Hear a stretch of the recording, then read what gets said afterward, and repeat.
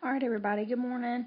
Hope y'all are all doing really well this morning. We're going to go over a PowerPoint quickly about how we can meet special dietary needs and changing requirements depending on who we are trying to make the nutritious plan for, whether that be athletes, pregnant women, diabetics, or people with allergies. So basically, what are these special needs and changing requirements? Some examples would be somebody has a food allergy, sports nutrition, if somebody's pregnant, somebody's a diabetic, or if they have the goal to gain, lose, or maintain a healthy weight. So in regards to food allergies, a food allergy is an abnormal response to a food triggered by the body's immune system. Reactions to food can range from mild to life-threatening. And we see that food allergies generally develop early in life, but they can also develop at any age. What foods most commonly cause allergic reactions? Those would be the 8 major food allergens. So we see that the top 8 foods that people are more than likely going to have an allergic reaction to would be milk, soy, eggs, wheat, peanuts, fish, tree nuts, and shellfish. And most children eventually outgrow milk, eggs, soy, and wheat allergies. But if somebody has a food allergy, he or she is more likely to have asthma or eczema. Alright, myth or fact? Food allergies are uncommon. We know that is a myth. Okay, as many as 15 million people in the U.S. have food allergies, including approximately 6 million children. Okay, some of those symptoms include, if you are allergic to a particular food, you may experience some of all of these symptoms: itching in your mouth or swelling, GI symptoms such as vomiting, diarrhea, or abdominal cramps and pain, hives or eczema, tightening of the throat and trouble breathing, and drop in blood pressure. So when you are trying to plan a meal for individuals who have food allergies, the allergy-producing food must completely be avoided. The FDA requires that ingredients are listed on the food labels, and so you need to look at the label listings to determine if the allergen is present. Most life-threatening allergic reactions occur when eating occurs away from home. It is important to plan to eat at a restaurant which caters to your special dietary requests, especially if you have a food allergy. Alright, so in regards to sports nutrition, this has a lot to do with athletes. So good nutrition is a critical component of a sports training or physical activity program. There is no miracle food or supplement which can supply all your nutritional needs, and what you can eat has a big effect on how you perform. So myth or fact, the more protein you eat, the more muscle you'll gain. We know that is a myth. Muscle tissue is made up of a protein, and athletes do need a bit more protein than non-athletes, but the fact is that the vast majority of athletes meet their daily protein needs without even really trying to. So extra protein beyond what's needed is just extra calories, and we know that extra calories will be stored as fat. Leaner sources of protein with other food groups is recommended. So what is the best diet for athletes? All athletes need a diet which provides energy in the form of carbs and fat, as well as essential protein, vitamins, and minerals. 55 to 60% of calories should come from carbs, and carbs are the base of the diet in the form of starches and sugars. So no more than 30% of calories should come from fat, and 10 to 15% of calories should come from protein. So I know a lot of athletes think about carb loading before an event.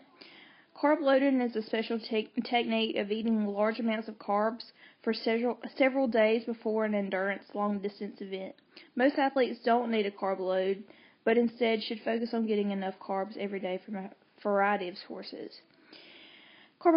Carbohydrates are stored as glycogen in the liver and muscles, and glycogen is a form of sugar. There is usually enough glycogen in muscles from a balanced diet to provide fuel for 90 to 120 minutes of exercise. Water, a key component in a healthy diet for athletes, not just a key component for athletes, but for everybody. Water helps to regulate body temperature and keeps the body from overheating during exercise. Losing just 2% of the body's water can hurt performance. Water is an essential thing that, especially in transporting nutrients and energy to the muscles and tissues used during exercise.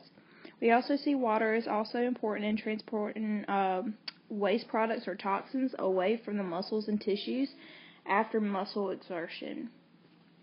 So, myth or fact? Is it best to compete in athletic events on an empty stomach? That would be a myth, by the way. A pregame meal consumed 3 to 4 hours before activity is optimal to fuel working muscles. Most research recommends pregame meals which provide 500 to 1,000 calories. The meal should be high in starch, which breaks down more easily than proteins and fats. The starch should be in the form of complex carbs, so those complex carbs would be breads, cold cereals, pastas, fruits, and veggies. Okay, these are digested at a rate which provides consistent energy to the body. Alright, we need to avoid meals that are high in fat as it takes longer to digest. We need to make sure that we're taking in adequate fluids, avoid caffeine, which can lead to dehydration by increasing urination. And for protein, we need to take in small amounts of lean meats, legumes, dried beans, or eggs. These are just a few examples, obviously. Make wise choices, baked or broiled versus fried. Alright, nutrition after exercise. We see that post-exercise is the optimal time to increase glycogen stores. No matter how intense the exercise is, it is important for you to drink plenty of water and eat a balanced meal which has adequate amounts of carb-rich foods, such as grains, pasta, vegetables, and fruits. Sorry, guys. Alright, what nutrients might a pregnant woman need more than a non-pregnant woman?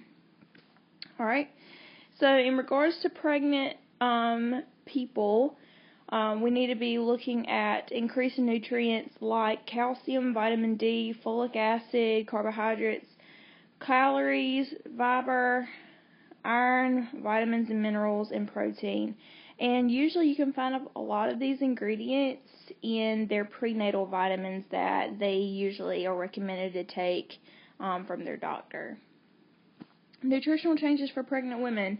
So when we're trying to make a nutrition plan for a pregnant woman, the pregnant woman needs about 300 calories a day more than she did before she got pregnant to support the rapid growth of the fetus and her changing body. So the mother will need to increase amounts of protein, about 75 grams per day, or 25 more than non-pregnant women. Good sources of protein are lean meats, poultry, fish, dried beans, lentils, nuts, eggs, and cheese, which provide protein and also supply other nutrients such as iron, B vitamins, and trace minerals. Alright, in regards to calcium, we see that the calcium recommendation during pregnancy is about 1,000 milligrams per day for women ages 19 to 50 and 1,300 for teens. Women who are not pregnant usually only consume 75% of the daily requirement. Therefore, most pregnant women need to add calcium-rich foods to their diets.